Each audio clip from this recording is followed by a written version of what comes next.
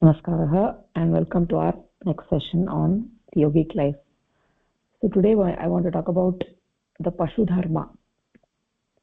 So in Gita there is this famous shloka, Shreyan Svadharmo Vigunaha Paradharmat Swanishtitat Swadharme Nidanam Shreyaha Paradharmaha Bhayavaha. So Shreyan Swadharmo Vigunaha. So we need to understand what is the Swadharma of human beings and what is the Paradharma of human beings. This shloka is very highly misinterpreted in the society, right? People interpret it in different ways. Swadharma, they teach the Swadharma based on the jati.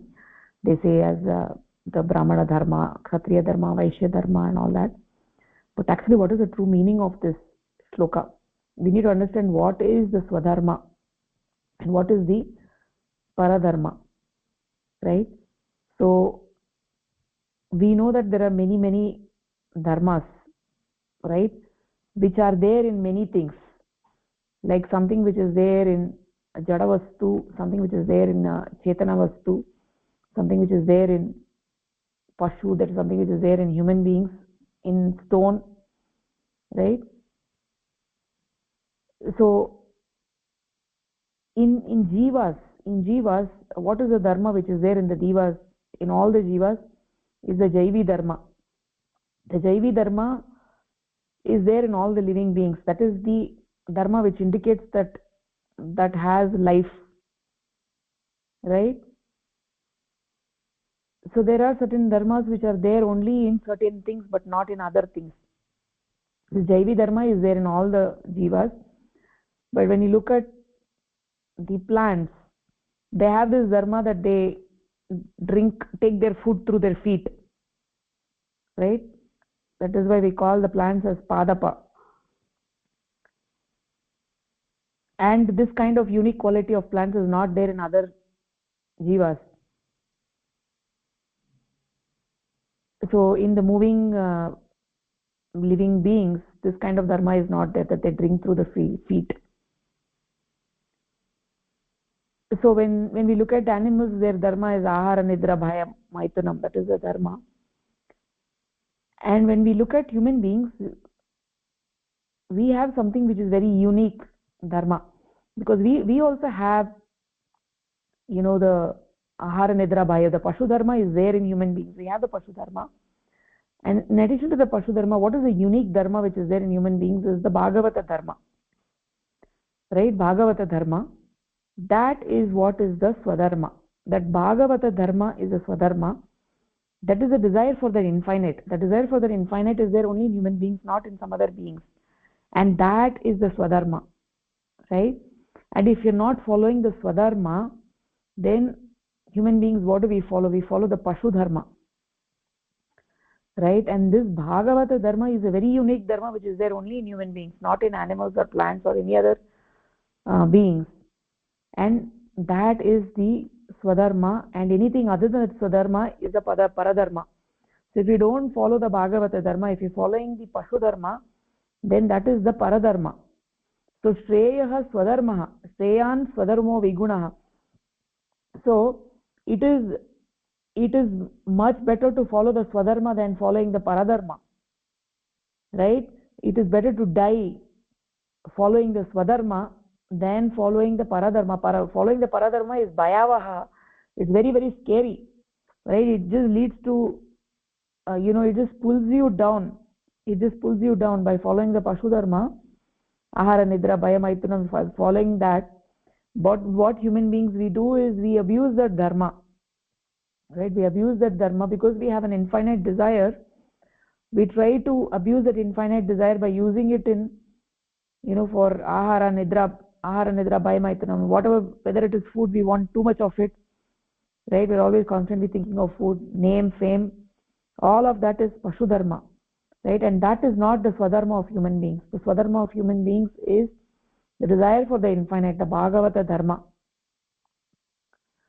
So this jaivi dharma is there in human beings, it's there in other beings also, and that is not the unique dharma of human beings, right?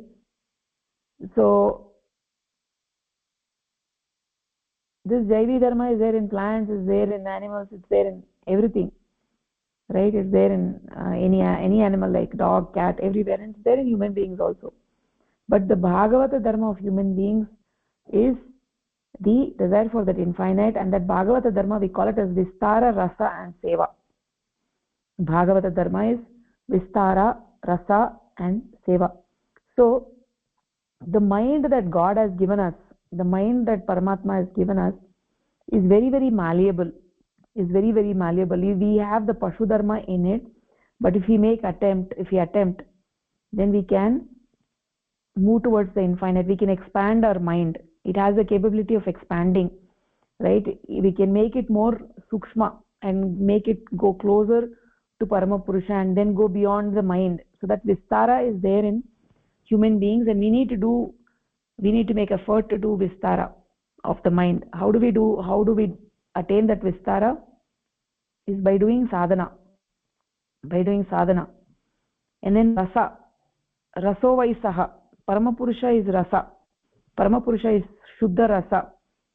Right? So if you're a dry jnani just reading lot of books and saying Aham Brahmasmi, that is not going to help you attain Parama Purusha. You need to have Rasa. You need to have that Preeti, Bhakti Bhava for Parama Purusha. If your heart is dry, then you not get the grace of Parama Purusha, right? Even though you realize what your Bhagavata Dharma is and you are making efforts to attain it, but without the grace of Parama Purusha, without his Kripa, nothing is possible, right? You may do whatever gymnastics you want, right? You may be doing sadhana, you may be doing everything, but if you don't get his grace, then we cannot move forward. And how do we get his grace? By Bhakti Bhava. You need to have Rasa in your heart. You need to have that Preetihi, that Tivra Icha for Parama Purusha. Then only you can attain Parama Purusha. And then the third is Seva, right? Jana Seva, Janardana Seva, right? If you're doing the Jana Seva, then only you can please Parama Purusha. Without doing Jana Seva, only if you're focusing on my Mukti, my Moksha, then it is a very, very selfish endeavor, right? So that is the Seva. So when we say Bhagavata Dharma, the desire for the infinite, that is Vistara, Rasa and Seva. So what is the goal of all of these things? Why are we doing all of these things? Is to please Parama Purusha, right? To get that Parama Padam, to have that inclination towards Parama Purusha. We all have that inclination towards Parama Purusha, right? Whether we know it or not, right?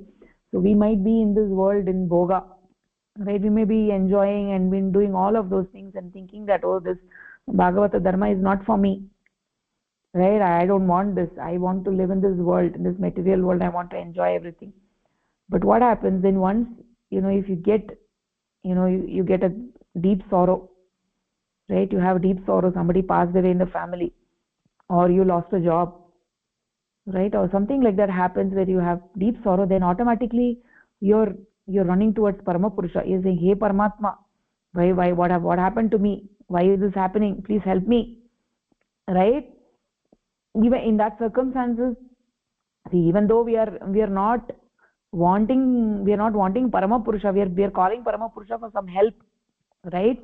But that inclination of thinking of Parama Purusha, even if it is for a selfish endeavor, that thinking of Parama Purusha, how did it arise at that point in time? It was not there as long as you were enjoying you were in Bhoga.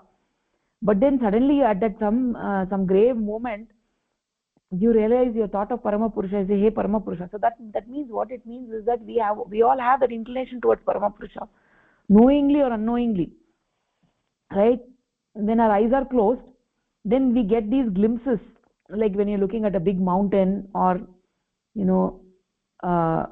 beautiful mountain, or when you're looking at the night, the stars in the sky, when you're looking something very, very vast, then you get the glimpses of the desire for the infinite. And also when you have deep sorrow, that time also you have an inclination to think of Parama Purusha, even though it might be for a selfish, but you're thinking of him, right? So all of us love Parama Purusha, knowingly or unknowingly, right? Whether we know it or not, whether we want it or not, we have a desire for that infinite, right? So that kind of desire for infinite is not there in animals, right? This Bhagavata dharma is beyond the gunas, right? People think what this svadharma, people are mistaken. People think this svadharma is religion. They think I'm Hindu, I'm Muslim, I'm Sikh, I'm this and that, right? But that is not svadharma, right? The religion is not svadharma, the jati is not svadharma. What is svadharma? Svadharma is the Bhagavata dharma, right? Going towards that Parama Purusha, how do you go towards Parama Purusha is by Vistara, by doing sadhana, rasa, having bhakti bhava, seva. With all of that, you inch towards Parama Purusha, right? Parama Purusha is Viguna. Parama Purusha is Viguna, means he doesn't have any gunas. He is a Nirguna, right? Guna Rahitaha. So in the world when we do any activity, there is always gunas are there. Sattva, Raja, Tamo Guna are always there. But this Paramapadam, this Parama Purusha is Nirguna. So when we have to go towards Parama Purusha, so then there are no gunas there.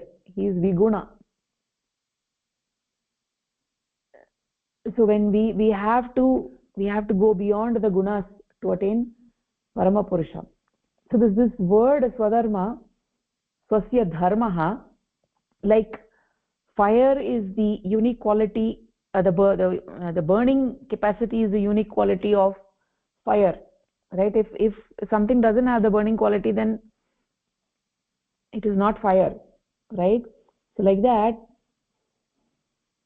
can we say that the religion, Hindu, Muslim, Christianity, is that what is the unique dharma of human beings? No, we cannot say that. That is not the unique dharma. That cannot be the swadharma, right?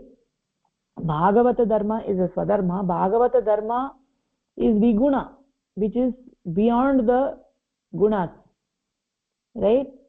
So we have heard the story of the three thieves, right? I'd like to reiterate the story one more time so that it stays in our mind. So there were three thieves, right? The Sattva-guna, Rajoguna and Tamoguna, right? They were three thieves. One man was going in the forest. So these three thieves, the Sattva-guna, Rajoguna and Tamoguna, these three thieves, caught hold of this man, right? And they wanted to steal. They stole whatever he had, and after stealing from him, one of them tied the thief. He tied the thief to the tree, and he told that thief who tied the man. He asked him. Actually, the man who got tied. Sorry, the man who got tied. He asked the thief, "What's your name?" That thief said, "My name is Tamoguna." Right? So then, after some time, another person came, and he said that you must be another thief came. Another thief came. Right? So then, this person who was tied to the tree, he asked him, what is your name? He said, "My name is Rajoguna." And this Rajoguna thief, he said, you must be in great pain, right? You must be in great pain. Let me remove the rope. Then this man who was tied, he asked him, "What is your name?" He said, the thief said, "My name is Rajoguna." Then after some time, this third thief came. So then he came and he said, "Oh, you must be in great trouble." He told this man who was standing there, "You must be in great trouble because the Rajoguna only loosened the rope. Tamoguna tied him very tight. Then the Rajoguna loosened the rope, and then the Sattva-guna, he came and he said, "Oh, you must be in great trouble, right? So let me remove the bondage and let me take you to the city." where you live. Let me take you to there. So he goes, this sattva guna goes to the city, right? And there at the border of the city, he says, yes, the city has come. You go. I can't come in the city because the police will catch me. I will not come inside the city. You go. So the sattva guna helps him, right? So he just waits there, and he asks him to go. And then this man asks that person, the thief, what's your name? He says, my name is sattva guna, right? So so how do we understand the story is that these three gunas, these are all bondages. Whether it is sattva, tamo or rajoguna, all of them are bondages. Tamoguna binds you very tightly, and then rajoguna, it loosens little bit. Sattva guna even loosens the bondage, but we need to go beyond that bondage, because the sattva guna only leaves you till the town. After that you have to go inside the town on your own. Like that, from 10 o'clock when we got this human life, from 10 o'clock to 11:55 or something like that, all the gunas are there, and the peak of sattva guna is there till 11:55. From 11:55 to 12, to reach home, you have to go beyond the gunas, right? So when you go from the city, inside the city, you have to go without the gunas. None of the gunas will help you. So all these gunas, we cannot think of them as a vilifying force, right? So they are avidya maya and vidya maya. So the sattva guna is a vidya maya. It helps you go forward, but to reach that home, to reach that parama purusha, you have to go beyond the gunas. With the gunas you can't attain parama purusha, because all of the gunas are bondages. So the svadharma that we are talking about here is bhagavata dharma, which is viguna, which does not have any gunas, guna rahita, right? Paradharmat swanushtitat. So we should not leave the bhagavata dharma, right? Bhagavata dharma should not be left. So what is the paradharma for human beings?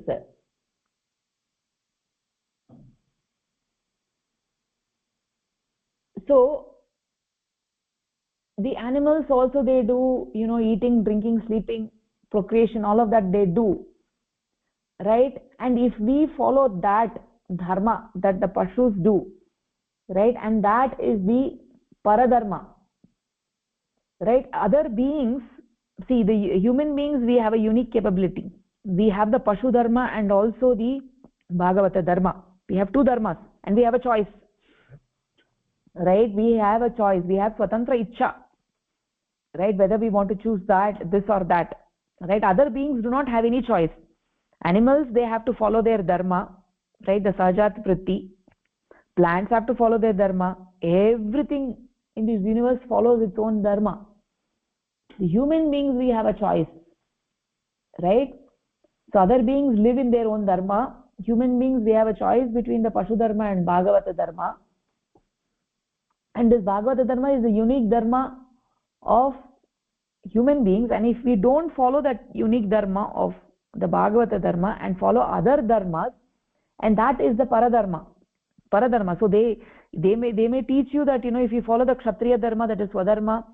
If you're born in kshatriya family, then the so-called kshatriya family, and if you follow the kshatriya dharma, then you are following swadharma. Or if you're born in a so-called brahmin family and you follow the brahmin dharma, that is swadharma.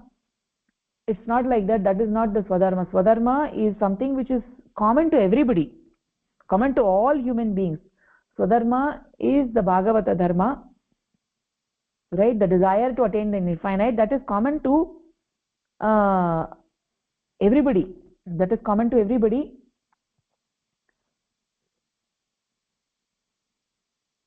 Not just born in particular jati or particular caste or particular so-called this or that religion. No, Bhagavad Dharma is common to everybody. It is the desire for the infinite. That is what it is. So if So if, you people may experience difficulty in following Bhagavad Dharma, but it is if they are having difficulty in following the Dharma, does it mean that we have to give up the Bhagavata Dharma? No, right? It is better to die following the Bhagavata Dharma than following the Pashu Dharma, than following the Paradharma, right?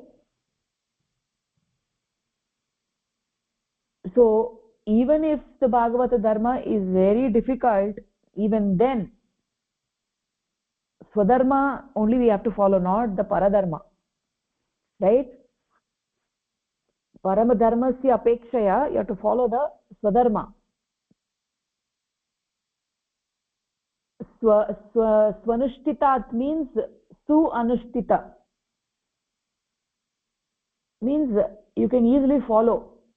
Paradharma can be easily followed, right? Following Pashu Dharma is what's so great. Everybody does the Pashu Dharma.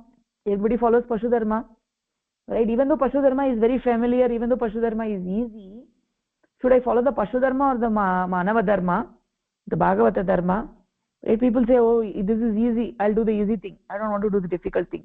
Nobody likes to do difficult things, right? I'll do the easy thing. No. It said that even though the Bhagavata Dharma is difficult Dharma and Pashu Dharma is Swanushtitat, Su-Anushtitat. Su-Anushtitat means very easy to follow. Right? Even then we should not give up the Bhagavata Dharma, because that is the unique Dharma of human beings, and that is what we have taken this birth for. If we start living like animals, like dogs, right? Just eating, drinking, sleeping, that is very easy, right? So do we want to live like dogs or cats and rats, or do we want to be like a human being and follow the Bhagavata Dharma, even though there is having difficulty, right? So when we talk about the yogic life, there are so many things that people don't want to follow. People they have objections to everything. Why should I follow this? Why should I follow that? Right? They have objections to everything, and they want to follow the known path. This is what I've been doing for so many years. I will continue to do this. They say that this is the standard response we hear, right? This is what I've been following for ages, and I'll continue to do this. I can't follow all this, right? So that essentially means the Bhagavata Dharma is difficult, right? Eating sattvic ahara, right, and following the Yama Niyama, doing asanas, doing sadhana twice a day, this all requires discipline. It's all difficult, right? It appears difficult. People, that's why they don't want to follow this. That's why we don't see many people come into this yogic path, right? People come and they leave and go. Why? Because they say, oh, it's difficult, right? What is the shloka saying? Paradharmaha swanushtitaha is easy, very easy. That's why everybody wants to follow it. But do we want to follow that just because it is easy? We want to follow that, or we want to follow the Bhagavad Dharma, which is the unique Dharma for human beings, for which we have taken birth, for which Paramapurusha, wants us, and that is why he has made us take this birth as human beings. He wants us to follow the Bhagavad Dharma and attain him. That is what he wants. That is the design, and we don't want to follow that design, right? We want to just give it up. Right? We want to just follow Pashu Dharma like the animals and plants, right? Then we are like Jada Vastu only, right? We are not strong in our Bhagavata Dharma. We are very, very loose. We have chosen to follow the Pashu Dharma instead of the Bhagavata Dharma. It is better to die following the Bhagavata Dharma. Pashu Dharma, Paradharma, Bhayavaha. Swadharme nidanam shreyaha. Better to die, right? Following the Bhagavad Dharma, even if we die, it is much greater than dying following the Paradharma, right?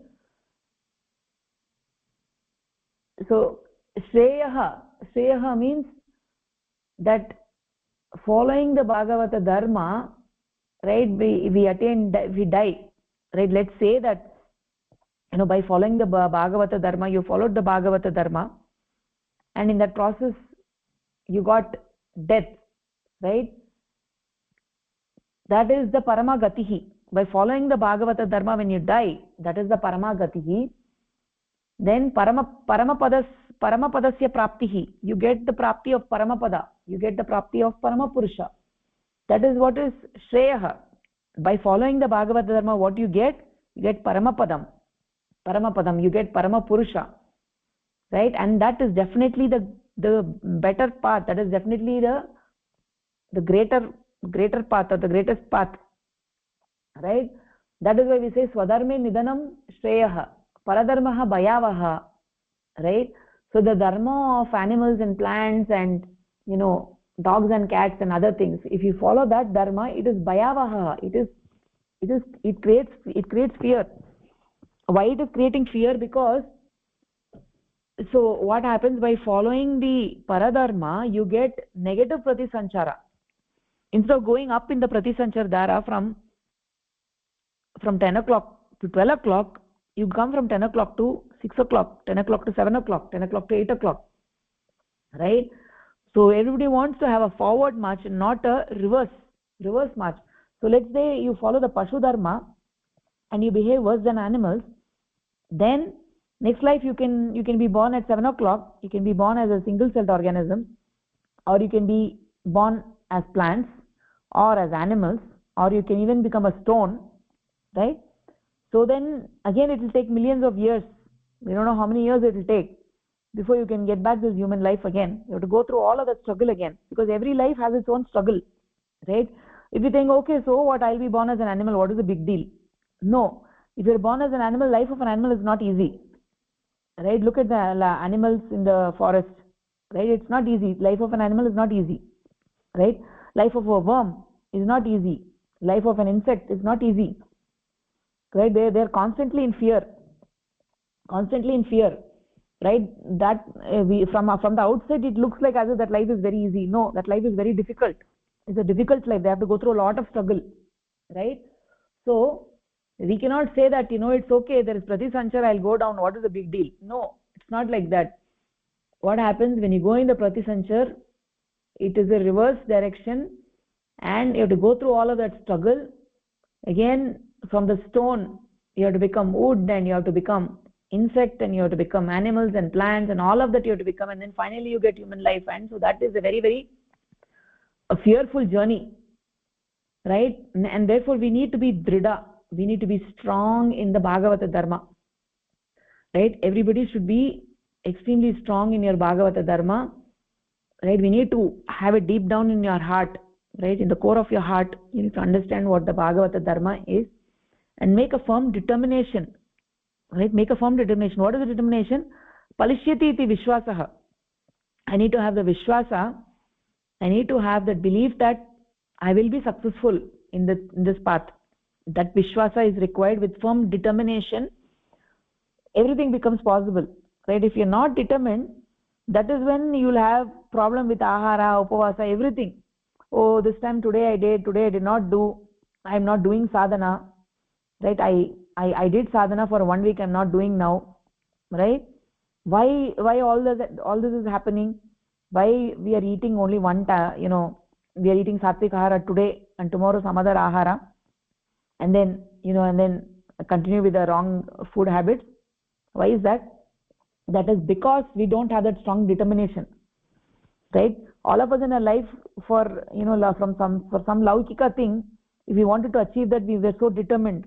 Like for instance, if somebody studied in an IIT, or somebody studied somewhere in a prestigious institution, for that you might have struggled very hard, and you must have been very determined in your mind, saying, I am going to do it, I can do it, right? That kind of determination you had in your heart, and that is why you were able to achieve that, right?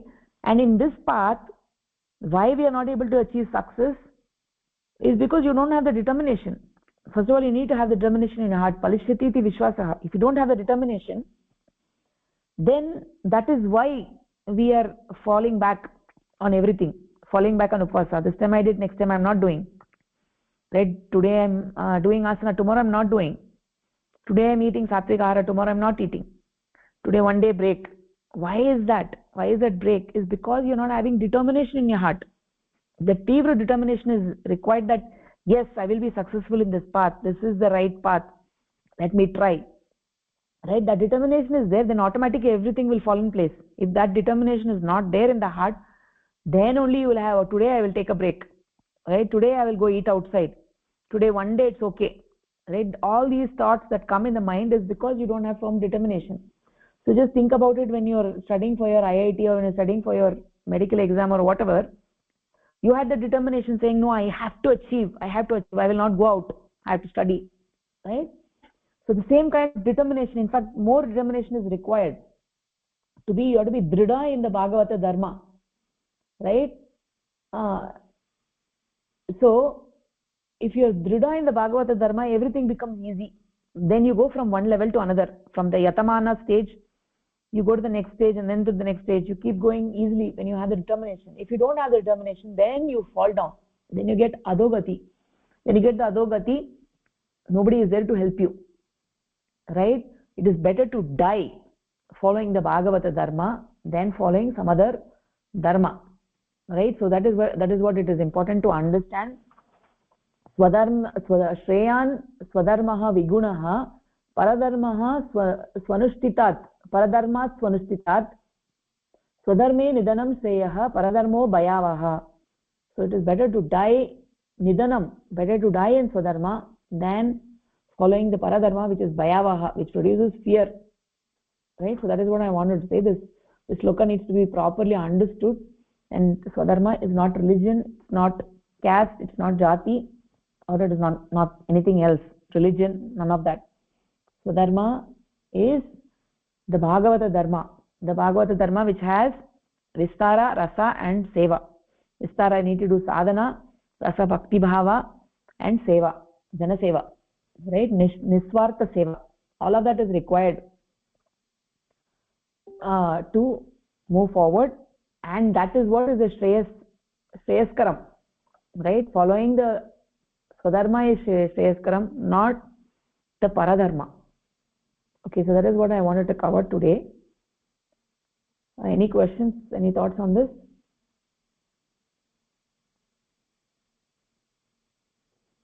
Okay, if there are no thoughts, then let us actually go to our no questions, right? Okay. So let us actually go to our pravachan, Yama and Niyama.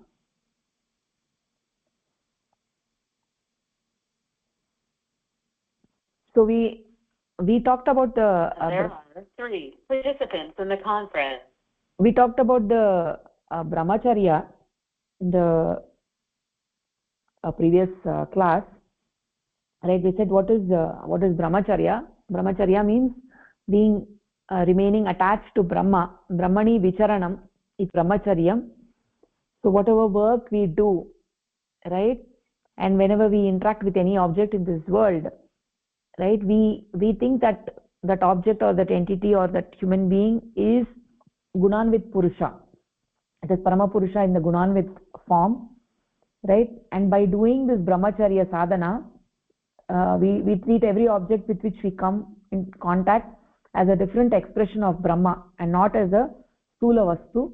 By having such a kind of an ideation, we may go from object to object, but the mind does not get detached from Brahma, right? We think everything as a manifestation of Brahma, and this is what is called as a Shreya sadhana. By doing this, we convert kama into prema. Prema means moving closer towards Parama Purusha. Kama is going closer to the crude object. Prema is going closer to Parama Purusha. Brahmacharya means, does not mean, it is highly misinterpreted in the world. Brahmacharya means they think it is sannyasi, one who doesn't get married. They think it is preservation of semen, right? All of these are all misinterpretation of the word brahmacharya.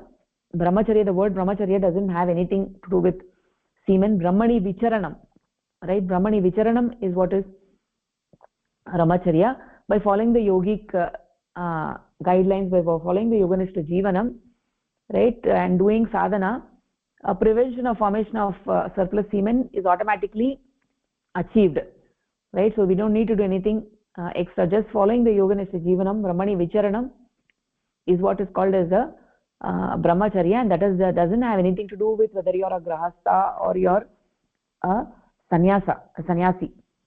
Doesn't have to do anything with what kind of clothes you wear, right? Whatever clothes you may wear, it has nothing to do with that. Anybody who has a human mind and a body can follow brahmacharya, right? So that is why we said marriage is an important function, right?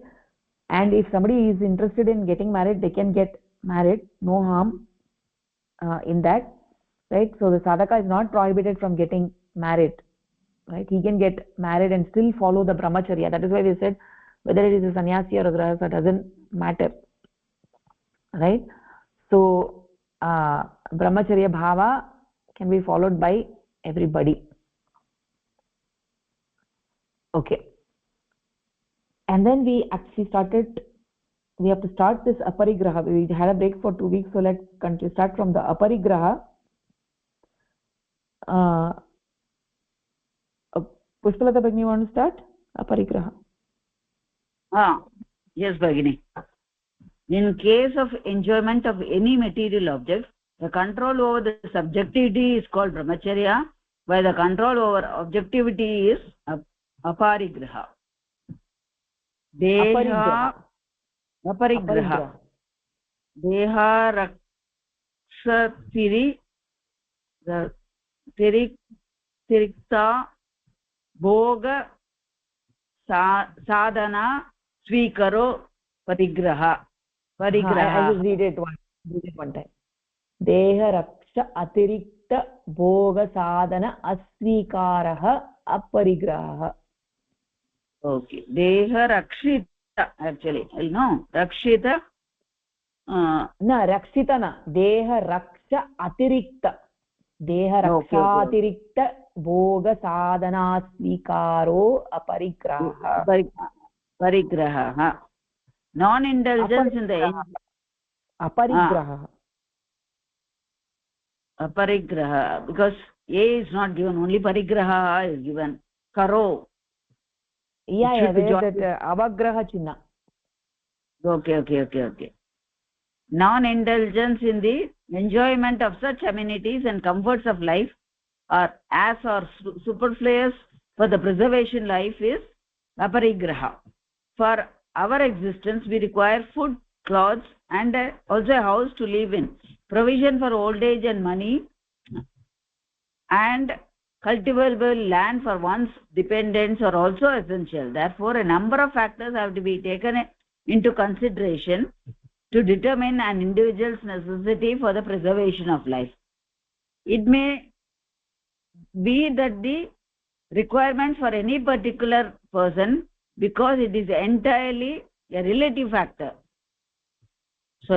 It may be that the requirements of any two persons are not similar. It is therefore difficult to determine the minimum requirements for any particular person, because it is entirely a relative factor. The minimum requirement of a person can to some extent be determined and decided by the society. So,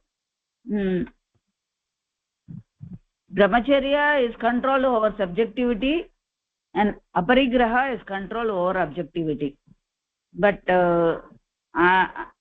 we need to know the meaning of subjectivity and objectivity actually. And comforts. So, non-indulgence in the enjoyment of such amenities and comforts of life for the preservation of life is aparigraha. For our existence, we need food, a house to live in, the clothes, everything. But this doesn't depend, this is not the same for every person.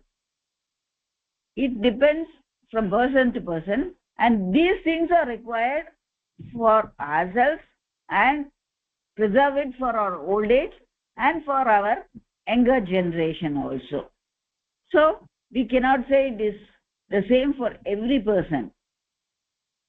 Again, the minimum requirement is also determined, can be determined and decided by the society. That is what is said about aparigraha, the first paragraph.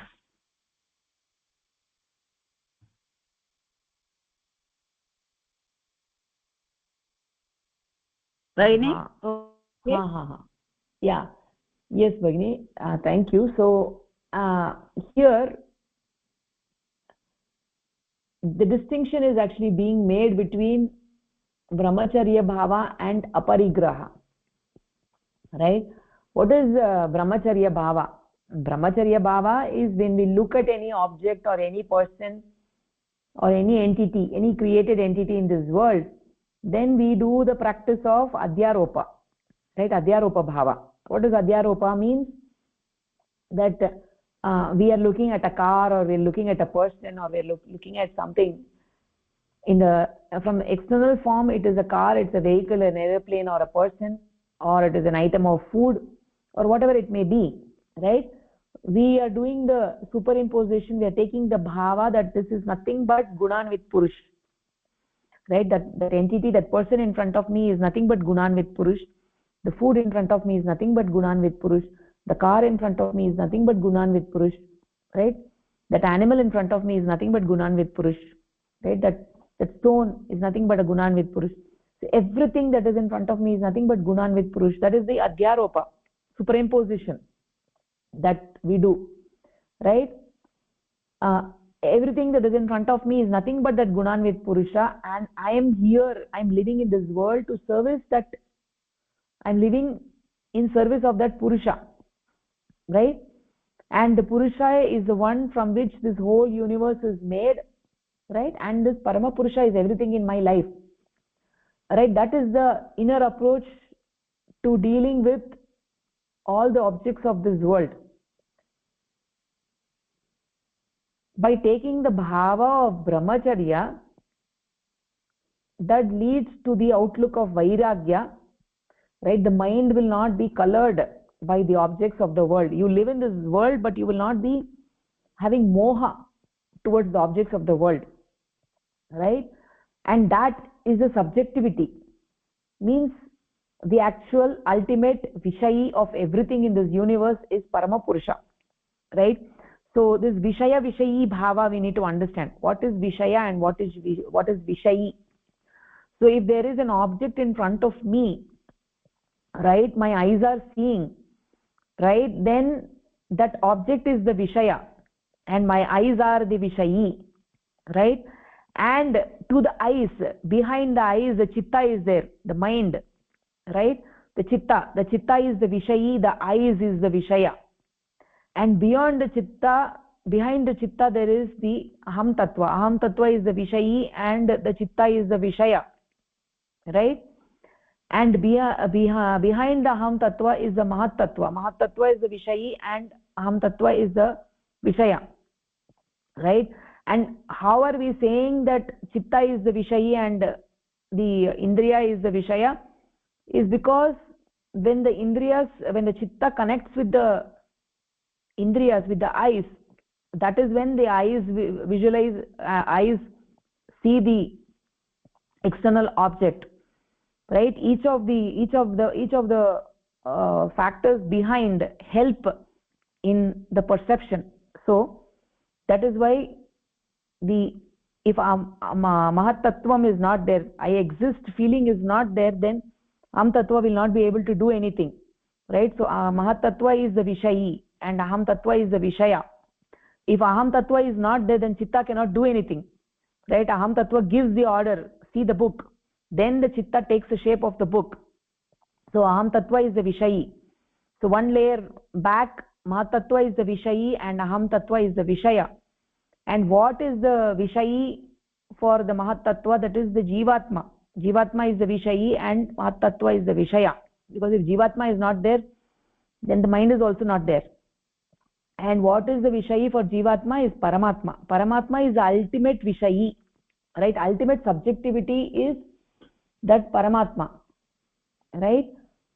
So the bhava that we take, that everything in this universe is a gunan with purusha, and I'm here to service that purusha.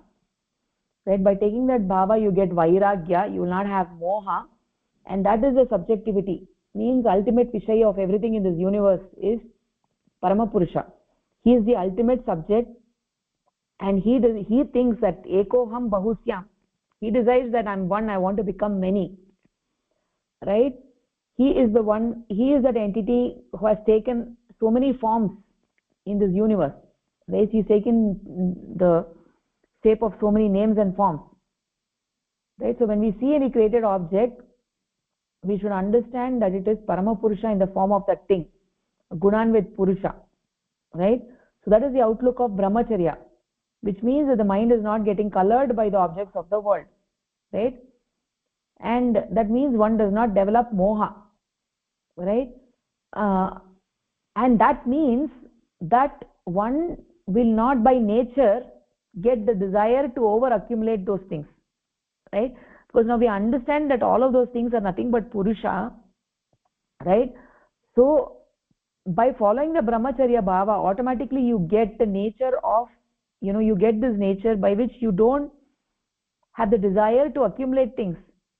Right? And that is the control over objectivity. Means, how should I deal with those things, all those names and forms, all those created objects? How should I deal with them? How should my outlook be towards those objects? Right? So Brahmacharya is to see that not as an object but as gunan with Purusha. Right? That it is Parama Purusha who is taking the form of that little girl, that boy, that person, that old man in front of me who needs help. That is actually Parama Purusha who has come in front of me to give me the opportunity that I can serve that entity that has come before me. Right? So whatever it may be an item of food or a vehicle or a person or whatever it may be. So then comes the proper utilization of that thing. The proper utilization of that thing will be the natural outcome of following the Brahmacharya bhava. By seeing that object as a qualified Purusha, then you will understand the proper utilization of that thing. That very Purusha was the goal of my life. Then the control of the objectivity, that is to see, right, is, we are, if we are seeing the money as a money, right, that is the object and not the subject. The ultimate subject is Paramapurusha. Right? So Brahmacharya is superimposing the bhava of that Vishayi on all the Vishayas of the world. Right? And when we treat it as a Vishaya, that which people generally think of as a Bhoga Sadhana, right? Bhoga Sadhana means a medium for doing Bhoga, whether it is through food or money or whatever it is in this world. Right? That becomes a medium for sense gratification. Right? If I'm eating the food just for the taste, for enjoyment, then it is Bhoga. If I'm eating it for nutrition, then it is an indhanam, then it is a fuel for the body. So that is the proper use of food. So aparigraha is taking the objects of this world and having the outlook of not overutilizing them. Right? Deha raksha atirikta bhoga sadhana asvikaraha means deha raksha. Whatever is required for protecting this body, whatever is required for our existence, to protect our existence, deha raksha. To that extent we can use the objects. Beyond that, deha raksha atirikta, beyond that, we should not asvikaraha, bhoga sadhana asvikara, we will not engage in any bhoga. Right? Beyond the deha raksha, atirikta bhoga sadhana, we should not accept those things as a medium of bhoga. Right? Tad atirikta asvikara means not accepting beyond what is required for protecting this body. Right? Non-indulgence in the enjoyment of such amenities and comforts of life which are superfluous, not necessary, which are unnecessary. Superfluous means unnecessary, which are unnecessary for the preservation of life. Right? So we live in this world, but our goal is not just to get sense gratification from these objects of the world. Rather, we should take the minimum that is needed, only that much as needed for maintaining our existence, and nothing more than that, right? So we see that people accumulate all sorts of things, right? They accumulate money, they accumulate cell phones, right? They accumulate shoes, right? They do all of this, they hoard things, right? Money is a very limited resource in this world, right? And a counted number of people, they hoard a lot of money beyond what is required for them, much way beyond what is required for them, and that is not right, right? All the objects of this world are all limited, right? So jnana is not like that. You can learn whatever you want. By learning something, you're not depriving others of their ability to learn, right? But when you accumulate things, it's not like that. If you're doing sadhana, right, just because you're doing more sadhana doesn't mean you're depriving somebody else of doing sadhana, right? So by getting more and more spiritual bliss, you're not depriving somebody else to get the same bliss, right? So there is no problem, right? So accumulating knowledge without actual need leads to ahankara. That's like a different matter, right? But what we are saying over here is that when you accumulate lot of things, more than what is required, right? We need to think on this aparigraha very deeply. Are we having too many things which we don't require, right? Have you accumulated a lot of things from your past life before you came into spiritual world, right? So we need to, wherever possible, we can do seva. If you have more than what is required, you can just donate it, right? So so spiritual knowledge comes from sadhana, from getting personal experience of Paramapurusha, right? Not from any bookish knowledge, right? So memorizing a book doesn't give you the spiritual knowledge. Spiritual knowledge is anubhuti, realization of Paramapurusha, and there is not book knowledge, right?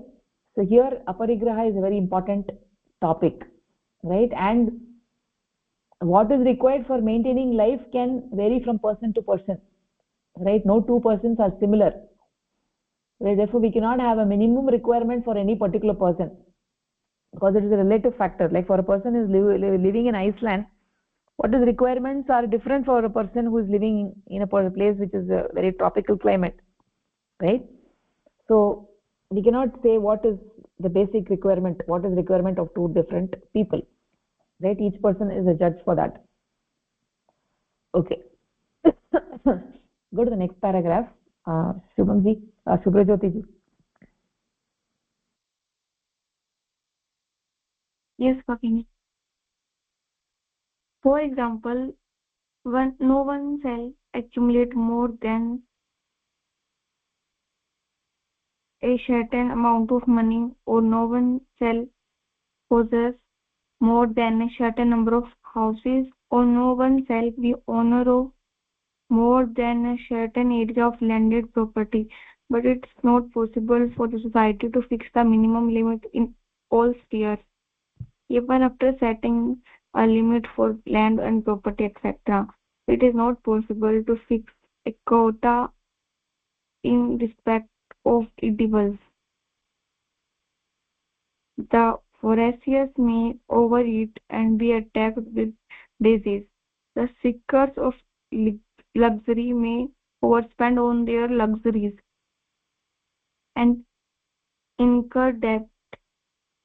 This is why it will be easier for an individual to established in aparigraha. If the individual or the society work cooperatively, those items of personal requirement which are left to discretion of the individual largely depend on the conception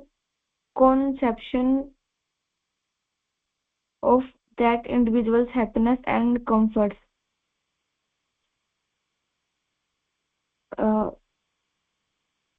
the paragraph is saying that one shouldn't accumulate more amount of money and more amount of houses or more amount of area of land, but society cannot fix the minimum limit in all spheres. If it does for land and property, it cannot fix for the limit of eating. One can overeat and get ill, and the the person who likes luxury can overspend and and have debt. So it will be easier for an individual to to establish that limit if the individual and society both will work.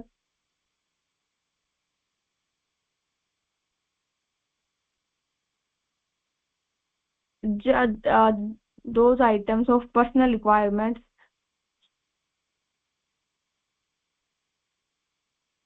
uh, they are left to discretion of individual. That depends on the conception of that individual's happiness and comfort. I think it's saying that uh, the personal requirement items can be only defined by individual according to his or her happiness and comfort. So the individual things can be decided by uh, one person, and the bigger things can be decided by society. So they society and individual have to work cooperatively to maintain the prigraha. Thank you, Vasant. Ha ha ha. So it's saying no one shall accumulate more than certain amount of money, or no one shall possess more than certain number of houses,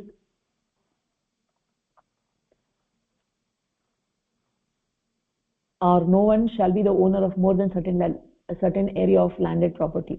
So essentially, as an example, we say deha raksha atirikta bhoga sadhana asvikara, right? So we need one house to live. What is the need to unnecessarily buy many houses? People have one house, they buy another house, they buy another house, right? In today's world, right, uh, people have money, people have a lot of money, and then they buy a lot of things, right? People buy a lot of clothes, people buy a lot of shoes, people buy a lot of houses, right? People buy a lot of properties, right? In this aparigraha, the society has a certain role and the individual also has a certain role, right? And so the society can set the extremes, but within that, what is considered acceptable, it remains the decision of the individual, right? So essentially, how far they really wish to follow aparigraha, right?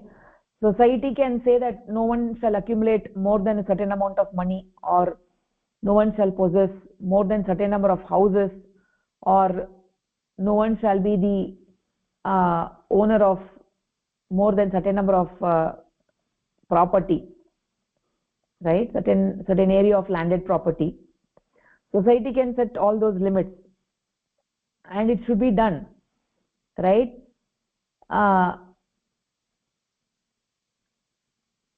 like no individual needs more than 2 houses, right? No individual should be buying airplanes for their personal use, right? Certain things like this, right? People need to have certain amount of money, they need to have certain area of land, right? Certain number of houses. So society can set these, you know limits, right? Society can set these limits.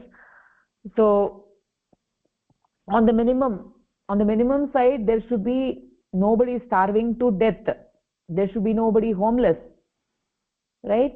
Nobody should be deprived of medication, nobody should be deprived of schooling. So all of those minimum requirements are there, right?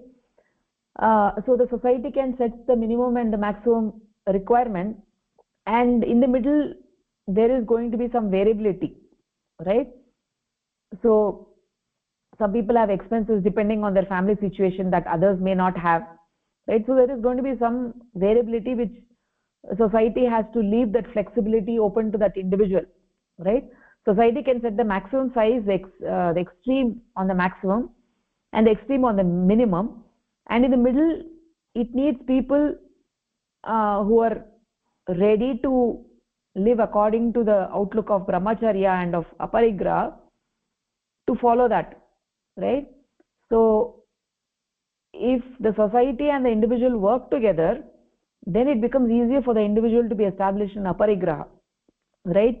So if you're living in America and you're living in a society where everybody is, you know, is buying a lot of things and consuming a lot of stuff and living in a material world, then the society has not set the proper standards, right? And people get misguided all the time. They think that just because my neighbor is having a big house, I also need to have that.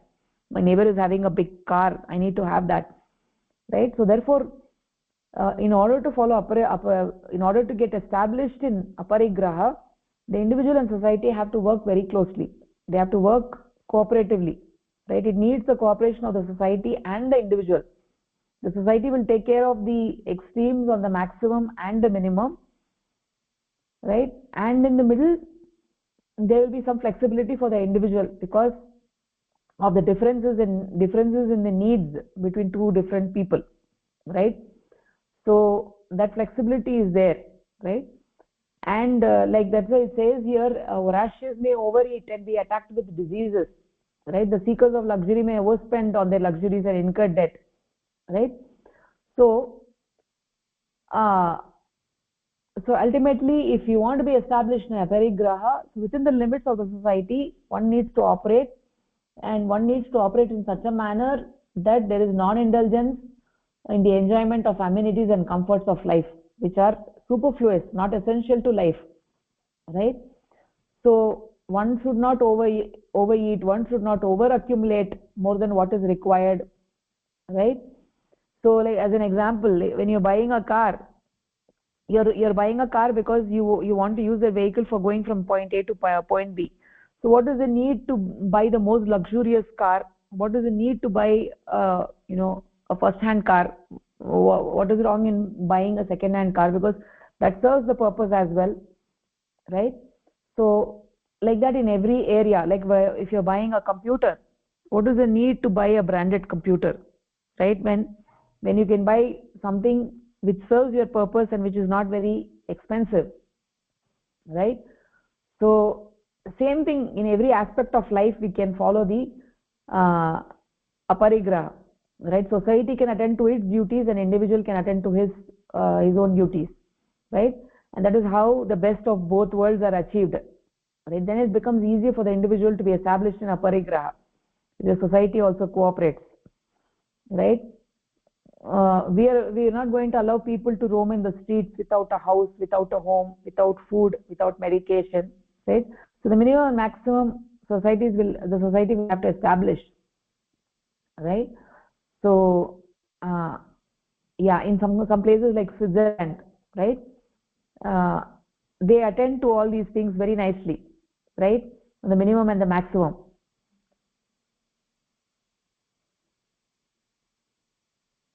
Okay, so that is what this concept of aparigraha is. Right? With the cooperation of the society, then the individual, it will become easier for the individual to be established in aparigraha, right? Okay. So we'll take one more paragraph, Pushpalata Bhagini.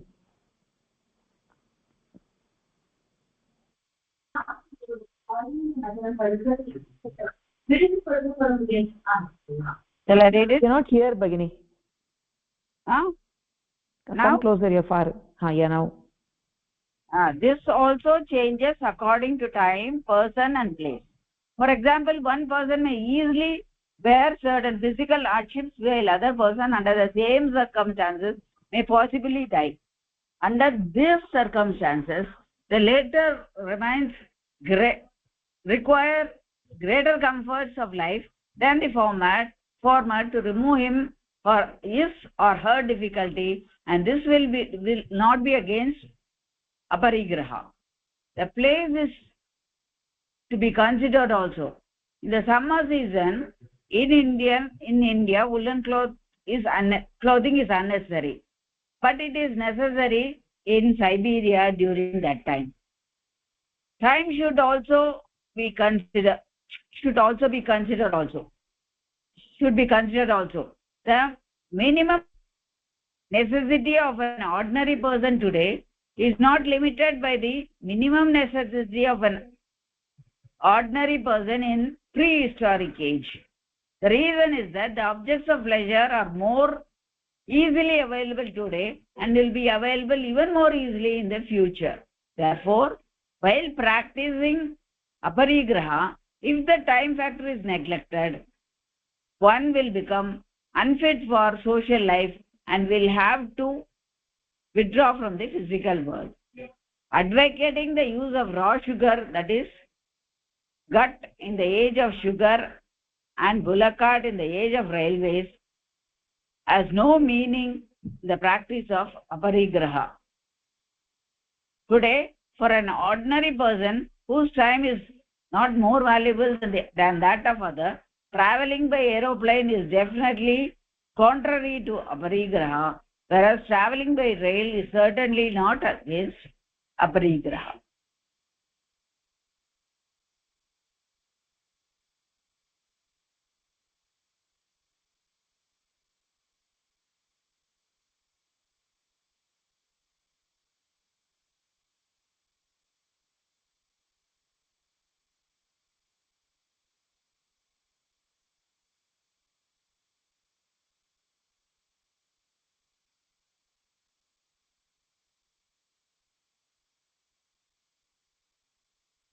Cannot hear, Bhagini.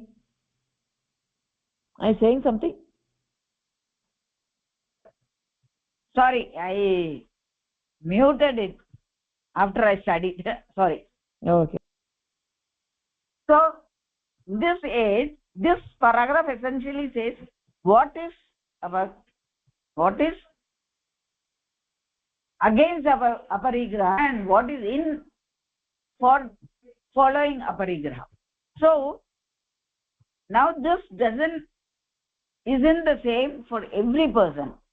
For example, a person who is living in a cold area should necessarily have woolen clothing, unlike a person who is in India and who doesn't have to has only minimum requirement, and that too only in winters, and that too only in some places.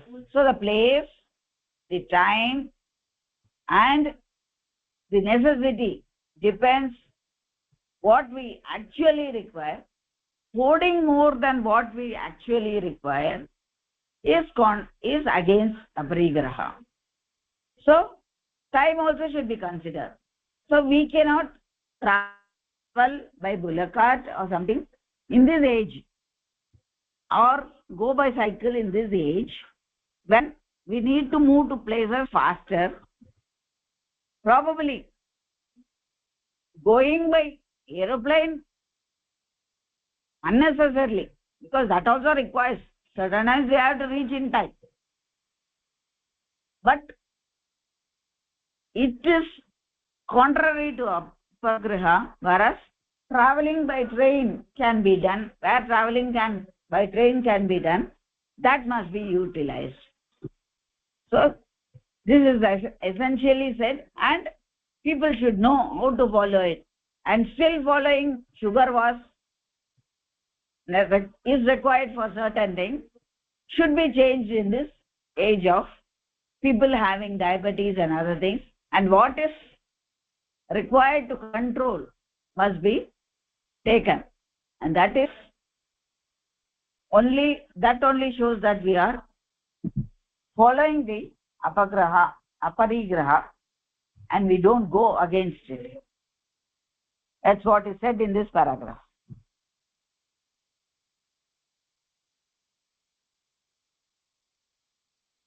Bhagini, nicely said.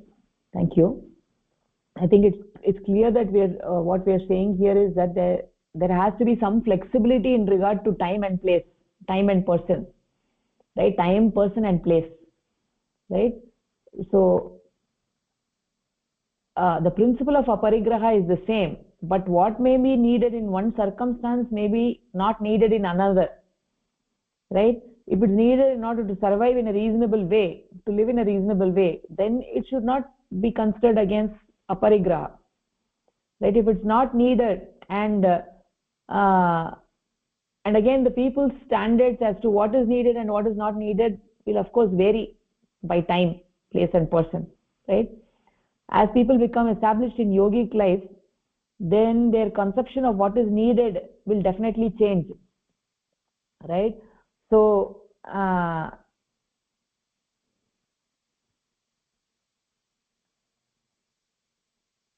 so like for instance over here the example that has been given here is that in India woolen clothing is unnecessary, but if you live in Siberia then woolen clothing is required, right? In those days people used to walk from place to place, right? Even if they have to travel from one state to another state also people used to walk, and that doesn't mean in today's world we have to walk, right? We have to walk from place to another. So today's world has changed, and today's requirement is that we need to have a vehicle. We go by train, or we go by bus, or we go by plane, right? So the requirement of people also have changed by time, right? What is minimum necessity in those days is not the same that is there today. In those days people used to wash clothes by hand, right? That doesn't mean that in today's world because I'm following aparigraha I will wash my clothes by hand. It's not necessary like that. In today's world, if washing machine is required for a person, it is required, that's all. So in those days people used to walk bare feet, right? In today's world, if shoes are required for walking, yes, it is required, right? So if you still say that those days people used to not wear shoes, I'm also not going to wear shoes, that is actually foolish, right? If shoes are required for today's age, if electricity is required, in those days people used to stay using candlelight, right? Or a lamp light. But in today's world electricity is required, right? If somebody is against the use of electricity because they think it's against aparigraha, right? That is how the saints lived in ancient days. In accordance with that, they think they shouldn't use electricity, right? So here it doesn't mean that you can't use electricity. By using electricity, it doesn't mean that you're going against aparigraha, right? So in today's world it's not possible to live without electricity, right? And using electricity is not against aparigraha. So the standards change according to time, person, and place, right? The needs of people also change according to time, place, and person. It's not very rigid. Today for an ordinary person, time is valuable, and traveling by an aeroplane is definitely not contrary to aparigraha, right? So some days back people did not have car, right? People were traveling by bikes and this, but in today's world having a car is actually a requirement because because of the pollution and whatnot. Having a car is not a luxury anymore, right? So the standard has changed, the standard of living has changed. So according to that, aparigraha also changes. Okay, so that is what this paragraph is talking about. So we have 3 more paragraphs which will take it up in the next class. Any other thoughts or questions at this point? Okay, so we will conclude our session over here. Dhanyavadah, namaskara. Namaskar. Bhagini, I just want to talk to you. You switch off this one. Yeah, okay.